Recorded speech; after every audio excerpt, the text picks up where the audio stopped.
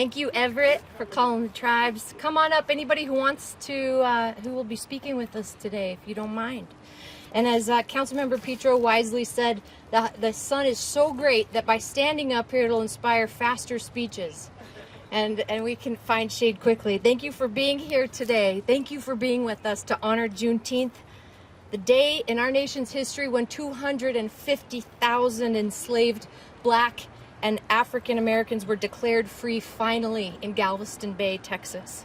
Today we will raise the Juneteenth flag high and proud at Salt Lake City Hall, reminding residents and visitors of this important moment in our history. Juneteenth is an opportunity to recommit ourselves to the values of freedom, equality, and opportunity for everyone to achieve their greatest ambitions. This flag raising also serves as an important celebration of the successes, of the creativity, and of the brilliance of Black and African American residents who make Salt Lake City a better place every single day. We know the legacy of some of the most shameful periods in this country's history remain with us today. The city's priority is to continue building a more equitable future for everyone. While there have been rollbacks to anti-discrimination efforts and critical programs that champion diversity and equity, please know that Salt Lake City will continue to do this important work. I am proud to join some of the greatest champions in our city and our state to raise the Juneteenth flag today. I hope everyone who passes City Hall will be inspired to elevate culture, understanding, and freedom. And now I'd like to turn the time over to Councilmember Petro. Following Councilmember Petro, you will hear the beautiful anthem sung by Glory Johnson Stanton, followed by remarks from Ashley Cleveland, Representative Sandra Hollins, Miss Betty Sawyer, a reading of the General Order Number 3 by Frankie Baines, and in closing, we will raise the flag as a community as we do every single year. Councilmember Petro.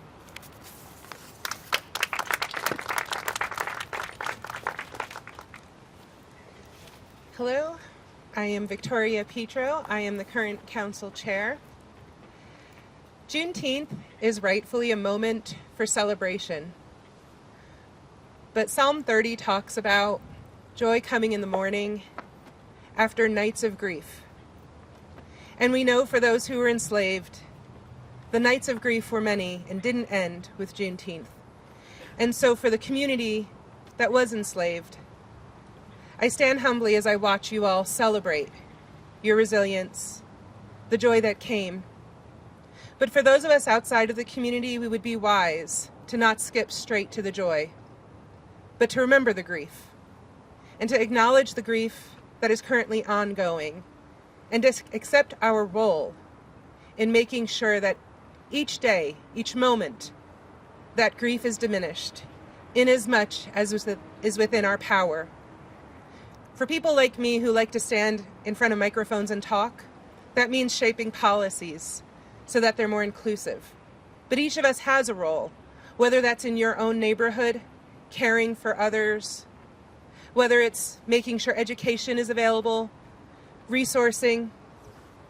Whatever your role is, we all need to commit ourselves to diminishing the grief a little more before we can fully participate in the joy that is rightfully earned by the community that we're centering today.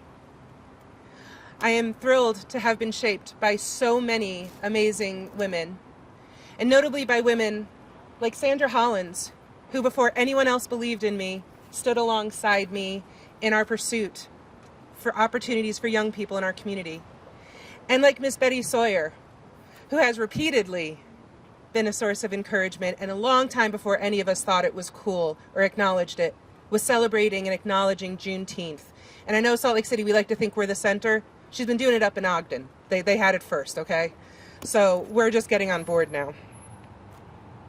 As the home to a large portion of our state's Black population, I commit that as someone who has power to shape policy and influence, every day, inasmuch as I am capable, there will be a little less grief and a little more joy. And we will continue to push back when schools are closed in communities that serve our children, when we find other agencies trying to tell us we can't say certain words in certain order because it might make people uncomfortable, we won't be accepting that here. And we will be pushing, we'll be following your example, and we will be earning the right to join you in the joy that is observed on Juneteenth. Thank you.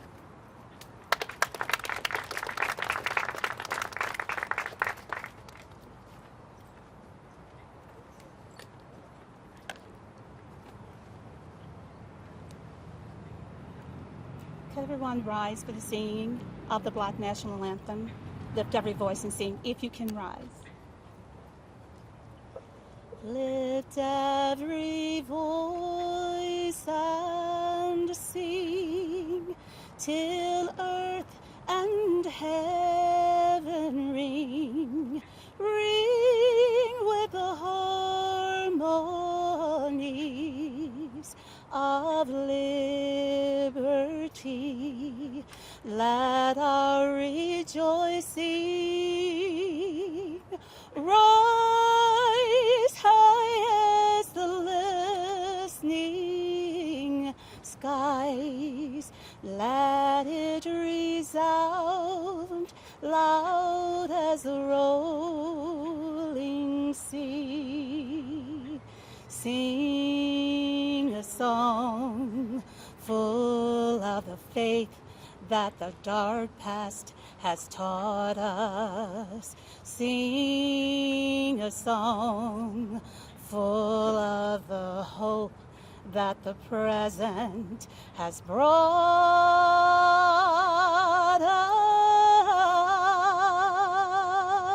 us. Facing the rising sun of our new day begun,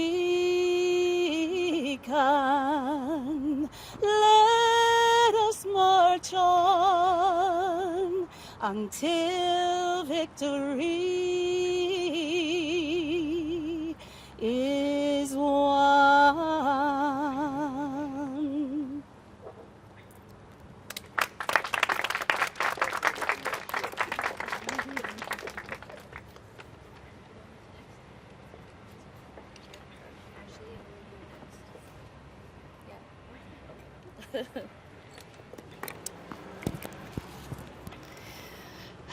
Good afternoon, Salt Lake City friends. How are you?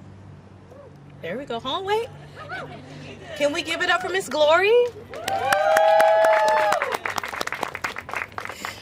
Oh my goodness. I'm going to read from my notes. This day is very emotional for me, so please bear with me. My name is Ashley Cleveland, or more affectionately known as your outdoor auntie. Always a community follower, I align myself with our gracious leaders like Miss Betty and Miss Representative Sandra Hollins. Most recently, I was Mayor Mendenhall's Senior Policy Advisor for Community Outreach, and today I'm just an appreciative resident. Thank you so much for having me. Thank you so much for your grace and your patience as we have learned so many lessons here at Salt Lake City over the years. Today, as we gather together under the bright Utah sun, I'm reminded of the power of community and the resilience of the human spirit. We stand on the shoulders of those who come before us. There we go. We rise on their last breaths and move through their tears of despair and joy. As Black people, it is our duty to honor their struggles and celebrate our survival. This relationship with America has not been been easy. That is why I am here to speak to you about the importance of Juneteenth as a state holiday, a day to recognize the invaluable contributions of Black Americans to our cities and our state. Juneteenth is a day of remembrance, a day when we reflect on the long and arduous journey towards freedom and away from chattel slavery, a very unique form of oppression. It marks the moment when the last enslaved Black Americans in Texas learned of their emancipation. Mind you, 2.5 years after the Emancipation Proclamation was signed. It also marks the beginning of Jim Crow and the 13th Amendment. It is a reminder of the seeds of the Great Migration, later forming the beginning of zoning law that shaped cities and subsequent redlining. The fight for freedom is not always swift, but it is always worth it. Juneteenth is not just about looking back at our history. It also is about looking forward to the future we want to create. It is about acknowledging the hope of economic opportunity that has driven so many Black Americans to our cities and our state, despite the obstacles that we currently face. It is about recognizing that true freedom is not just the absence of chains, but the presence of opportunity and justice for all. We cannot talk about the contributions of Black Americans in cities like Ogden, Logan, Mill Creek, and Salt Lake City without also addressing the wounds that still need to be healed. We must confront the legacy of redlining and systematic racism that has disproportionately affected Black communities, denying them access to wealth and opportunity. We must recommit ourselves every day to building a more equitable future where every person has the chance to thrive, regardless of their race or background. This is why I care so deeply about robust civic engagement. It is important as ever for us to engage in our local politics, to ensure that the voices of all residents are heard on an ongoing basis. We must come together as a community to demand accountability from our leaders and to work towards a future in collaboration with them where everyone has an equal seat at the table. So today, as I am beginning a new journey to learn more about equitable civic engagement, as I am leaving for Johns Hopkins University in Maryland, I welcome you to come together under this flag to celebrate Juneteenth as a day of reflection, of education, and of action. Let us honor the contributions of Black people to our cities, our state, and this nation. Let us recommit ourselves to the ongoing struggle for representation in your everyday city life. I challenge you to show up and bring others with you. Thank you.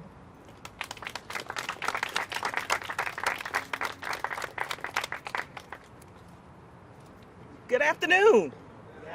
Good. What a wonderful day to celebrate. What an awesome day to celebrate. I am Utah State Representative Sandra Hollins, and I am the sponsor of the bill to make Juneteenth a state holiday. And so, yes. And so I stand before you today not only as a state legislator, but as a descendant of those who were enslaved. I proudly talk about my history. I talk about my great-great-grandfather who was born into slavery. Him and his wife, Luella, I cannot forget her resilience, who was born into slavery but died a free man and died in a position which they considered wealth back during that time. And so today I stand before you in celebration of Juneteenth and what it means. It was stated in the history books that when those who were enslaved learned of their freedom, they took to the streets and celebrated. It was a time to celebrate, and I think that's something we should remember. Yes, what they went through was awful. It's being enslaved for all of those years and having to survive. Yet let us remember the resilience and the lessons that were learned and the dreams and the hopes that they had for their families that still resound today. I sit and I think a lot of times, what would my great-great-grandfather think of me today? What would be his words of wisdom to me? I think about the number of people here in Utah who were enslaved and those whose stories we will never know. We would never know who they are. But today we're going to celebrate. We're going to celebrate that freedom while we remember that there is still work to do also in this state and in this nation as we try to move towards a nation and a state that wants to sanitize what slavery was and what it meant. And so we're going to remember our ancestors, we're going to celebrate, and we're going to lift them up, and we're going to lift each other up during this time of Juneteenth. Thank you.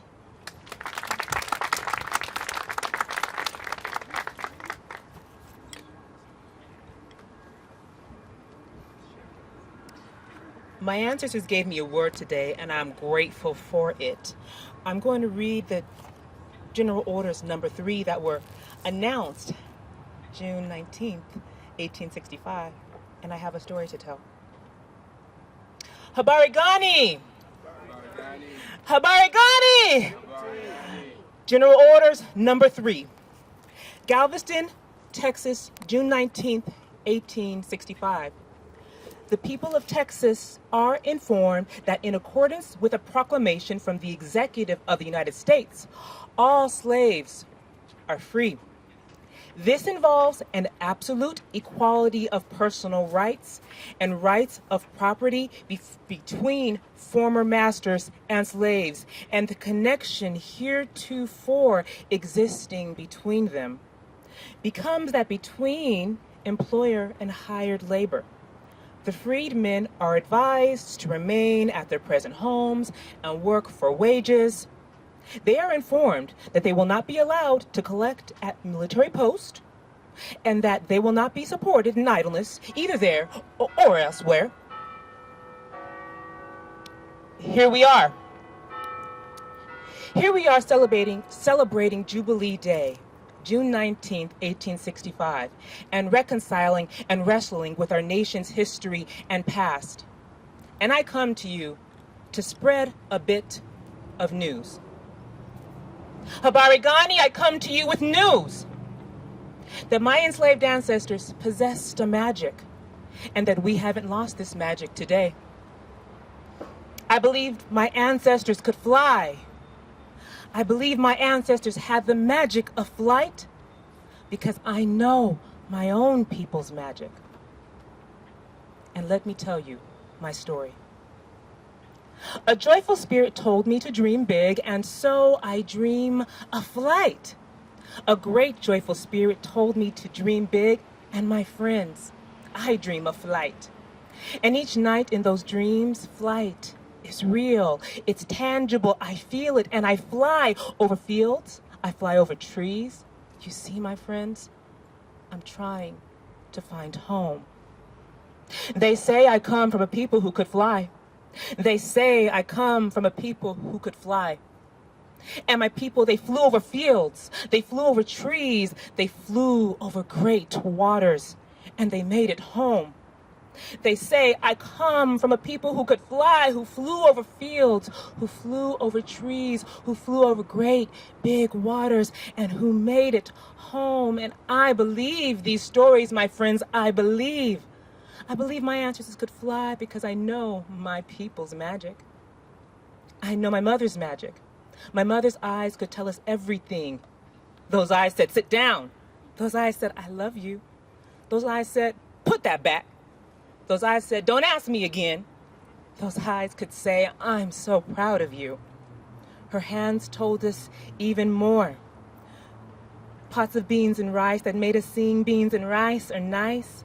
Grocery bags that she carried to friends in need. Her following behind my older brother to school. She was determined that he would graduate. She was determined that we all would, and she made sure of it. Habari gani, I come to you with news that my ancestors possessed a magic, and that magic still lives with us today. I hope you know your magic, my friends, because one day it will set you free. My friends, it's time to wield our magic, because today it will set us free. And the best part, it's easy to do. You just call on your magic and you grow your wings and you soar over fields, over trees, over waters until you find yourself home.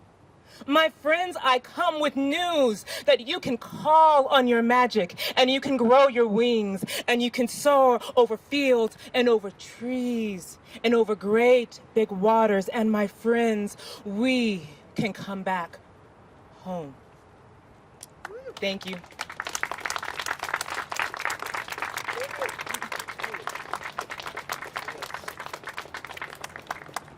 Beautiful, beautiful.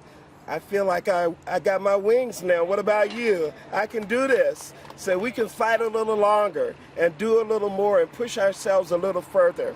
I don't know about you, but some days I feel like tapping out and staying in bed, okay? It's like, how many times do we have to go through the same challenges to assert our humanity as people of African descent? But as it's been said already, we came today to not only to celebrate, but I came to congratulate you for being here, for not giving up, for doing the work. I came also to challenge us. Yes, challenge us, because Dr. King said the ultimate measure of a man or a woman is not where we stand in times of comfort, is where we stand in times of challenge. And we're in the midst of a major challenge right now for all of our rights. It may seem like they're going after particular persons, but we know that none of us are free unless all of us are free. They may infringe on someone's rights today, but it may be yours tomorrow. So I challenge all of us to work together to make sure we're building the kind of community, the kind of state, and I'm going to step back and say even family, because we have to start at home. We have to start at home to teach, to educate, and most of all, to just be honest with ourselves. We have to take a look back and go through our own mind and heart. What do I believe? Am I believing what others say? Have I accepted false narratives about different people? If so, you got to be honest with yourself, because change starts here. We can't change anyone. What we get to do is offer and extend ourselves in grace to invite folk to walk along with us on this learning journey. We went to some of the same schools everybody else did, okay? And how many of us learned Black history and Latino history and Native history, all of those things? If you don't do it yourself, you may never get it. But we have too much information at our fingertips today to use that as an excuse that I didn't know. Let's start and challenge ourselves to learn and to grow, and those around us. Dr. Kate Kirkham was a professor at BYU, and she introduced this term called standing alone. And that's where we are. When you stand up or push back against things, often you get blamed. If you call out someone's wrongdoing, instead of challenging the person that's done wrong, they come to you. And we experience a lot of this in the workplace. But in order to stand alone, we have to have the courage to stand for truth. And that's what I'm asking all of you as we celebrate and commemorate Juneteenth. Indulge me for a minute and call out some of your ancestors' names. We didn't do a libation today, but whose shoulders are you standing on? Just everybody, just free flow. Catherine Walston for me, my mom. Anybody else? Call them out. Lenoris Bush, Alberta Henry, France Davis, Jim Gillespie, Betty Gillespie, H.C. Massey, Fannie Lou Hamer, Angela Davis, still alive, one of my sheroes. As we look at the flag today, I have the pleasure of serving on the National Board of Juneteenth and bugging Representative Hollins to carry this legislation, even when it wasn't popular. Okay, we're in Utah, right? Juneteenth, we have 5 Black people here. No, I'm just joking. But she took on the challenge, not once, but twice, until we got to our ultimate goal. So let's give her another hand for her stick-to-itness, her resilience, her courage to stand alone and do what she felt was right to do. Ben Haith created the Juneteenth flag, and of course it was Texas, so the star in the middle is for Texas. But on the outside, he envisioned that as a starburst, a nova, a new beginning, a new star awakening in our consciousness, in our history, in the work that we're doing. So as we think about Juneteenth this year, think about new beginnings. We get to start over. We woke up today, right? A brand new day. So we get to do things differently today than we did them yesterday. And if it's something great and working, you get to do it again, over and over again. And so I thank you for joining with us as we celebrate Juneteenth. But even more so, how are you going to play this forward, to share with someone else, to sit down in some groups and open up space for meaningful conversation with your family, with your neighbors, and in your workplace. Thank you so much. Let's give ourselves a big hand today.